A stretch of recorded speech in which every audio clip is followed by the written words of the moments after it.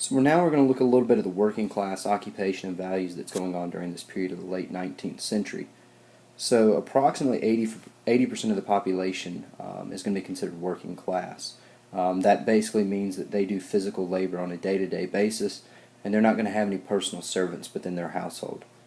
And then there's going to be groups within that, much like we saw in the middle class. There's going to be a highly skilled, which is going to be also called the labor aristocracy. These are the people that are kind of like sometimes been within the trade for several years, or have a handiwork that is specialized that has not been outsourced to factories yet, like jewelers and printers and so forth.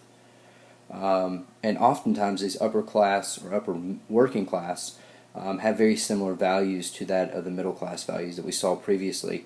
Very religious, saving money, working hard, and so forth.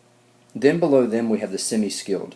Oftentimes the labor aristocracy is going to be telling the semi-skilled class what to do because of their ability to be within that area for quite a while. They've kind of know the way around the system. So those semi-skilled are going to be kind of like factory workers. They have somewhat of a skill, but not completely that skilled like we saw in the labor aristocracy. Below them we have the unskilled, and primarily this is going to be domestic servants or people who are part-time labor, just somebody to help out, just basically hired help as we would call it today.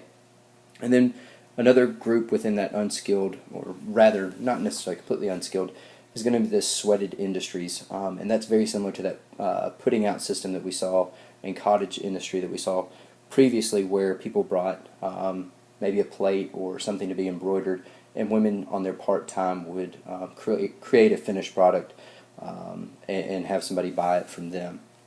Now we're going to move on to talking about a little bit more about the values. Okay, so we look at here the working class leisure and religion. Still at this point, drinking is a primary vice within this group. Not necessarily as it had decreased essentially over time, mainly because taverns and pubs at this point become social and political venues for this group of people. It's becoming more public essentially. Drinking is at this point. They do participate in sports and music halls, but we've mentioned that they're not going to be in the upper end or higher types of forms of sport or literature or anything like that. So they're going to be involved in racing and soccer and vaudeville and things like that, and they're probably going to be betting on these sports too while they go to participate or watch them.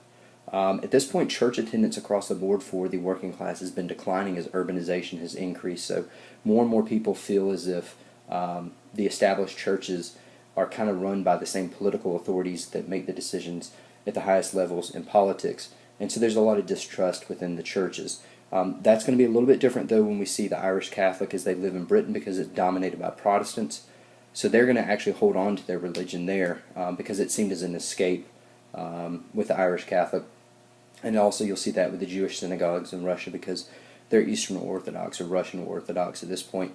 So they have a distrust for that higher authority within the Eastern European, Eastern Orthodox Church. So they actually hold on to their religion quite well. And that's pretty much going to just summarize what we're talking about here with the values, leisure, and all that kind of stuff during this period in religion.